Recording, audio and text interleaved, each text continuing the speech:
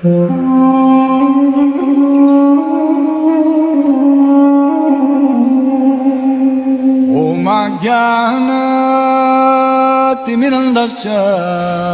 I am stressing. हरे कृष्णा। एक समय की बात है, एक बहुत ही शक्तिशाली राजा था। उसका एक बहुत ही शक्तिशाली और इंटेलिजेंट पुत्र था। उसने अपने उस पुत्र की शादी एक बहुत ही सुंदर राजकुमारी के साथ की। तो राजकुमार ने शादी के पहले दिन ही अपनी पत्नी राजकुमारी को एक बहुत ही सुंदर और बेशकीमती हीरो का हार उसको गिफ्ट में दिया, और उस हार की कीमत थी 2 करोड़ रुपया। और उस राजकुमारी को वो हार बहुत पसंद था। वो हमेशा उसी हार को पहनती थी। तो एक दिन वो ड्रेसअप हो रही थी, तो उसने अपना हार वो खिड़की पे लटका दिया। तो क्या हुआ, एक कौवा आया, उस हार को उठा के वो ले गया।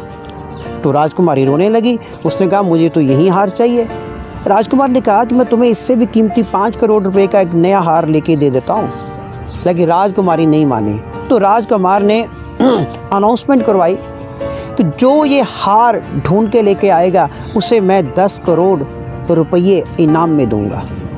तो एक नवयुवक था, तो वो जा रहा था कहीं, तो एक तालाब में उसको कोई चमकती हुई चीज़ दिखाई दी।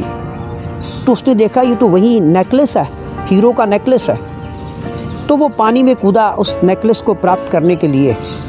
जैसे ही उसका हाथ उस नेकलेस के पास पहुंचा, जो हार था, वो जो नेकलेस था, वो आगे खिसक गया। फिर वो आगे जाता, जैसे ही उसका हाथ उस हार तक पहुंचता, जो हार था वो और आगे खिसक जाता था। और फिर उसने एकदम एहसास किया कि नीचे दलदल उसको नीचे को खींच रही है। तो जैसे तैसे उसने अपने आप को पानी से फिर बाहर निकाला और थैंक गॉड किया कि मेरी जान बच गई। लेकिन अब उसकी इच्छा थी कि मैंने इस हार को प्राप्त करके 10 करोड़ का इनाम प्राप्त करना है। वो फिर पानी में कूदा। फिर उसने हार को प्राप्त करने का प्रयास किया, लेकिन फिर वो फेल हो गया। हार फिर आगे खिसक जाता था। तो ऐसे करते करते सुबह से लेकर उसको शाम बढ़ गई। थक गया वो। जैसे ही वो थका हुआ वहाँ पे तालाब के किनारे बैठा हुआ था, तो एक संत महात्मा वहाँ से गुजरे। तो उन्होंने पूछा कि भाई तुम इतने थके लगते हो, क्या बात है, माजरा क्या है, मुझे बताओ। उसने कहा नो कुछ भी नहीं है। उसने कहा कि बताओ, कोई ऐसी घबराने वाली, कोई शर्म वाली बात नहीं है।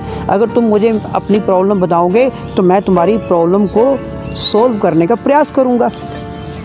जब उस सेज ने, उस सेंट ने बार बार उसको कहा, तो उस लड़के ने उस चमकते हुए हार की तरफ तालाब में इशारा करते हुए कहा कि मैं सुबह से इस हार को पकड़ने का प्रयास कर रहा हूँ। जैसे ही मेरा हाथ उस हार तक पहुँचता है, हार जो है वो आगे खिसक जाता है।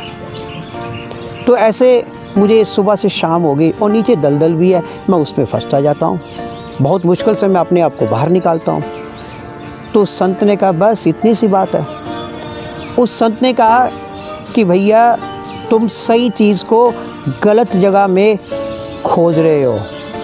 ये जो हार तुम पानी में खोज रहे हो ना, ये नेकलेस, ये जो हार जो है वो पानी में नहीं है। पानी में तो उस नेकलेस की परछाई है, हार तो ऊपर वृक्ष पे लटका हुआ है।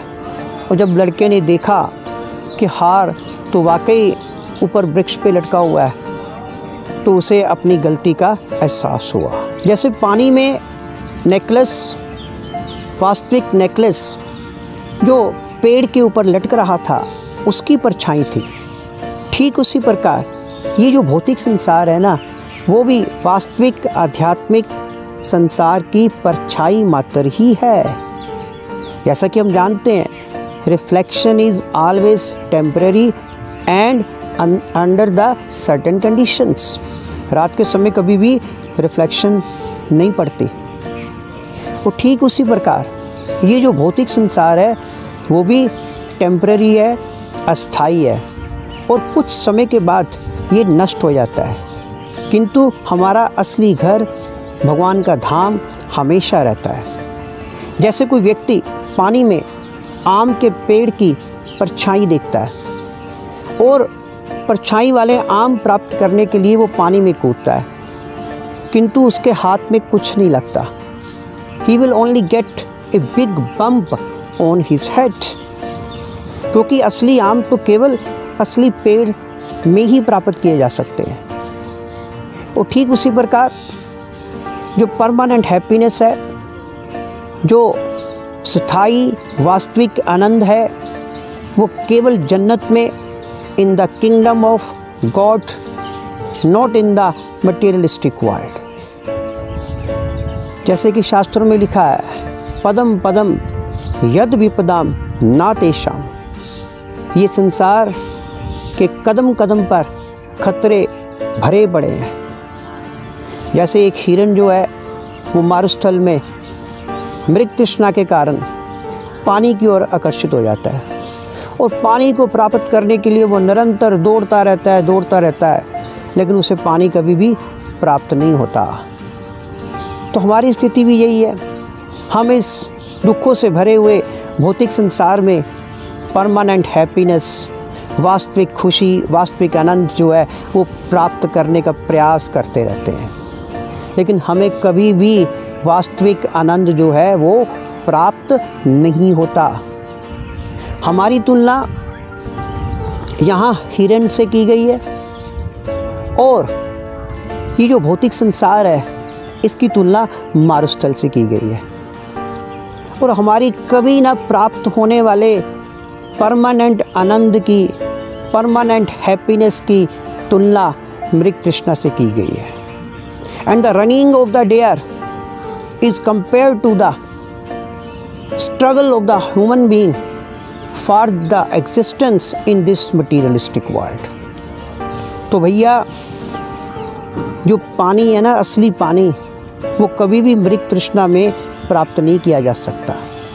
असली पानी तो समुद्रों, नदियों से वो पानी जो है प्राप्त किया जा सकता है। तो ठीक उसी प्रकार अगर कोई सुखी जीवन जीना चाहता है तो उसे भगवान के धाम की, आध्यात्मिक संसार की पूछताछ करनी होगी, और वहाँ पहुँचने के लिए उसे उत्सुक जो है होना होगा। यही सबसे ज़्यादा ज़रूरी है। हरे कृष्णा।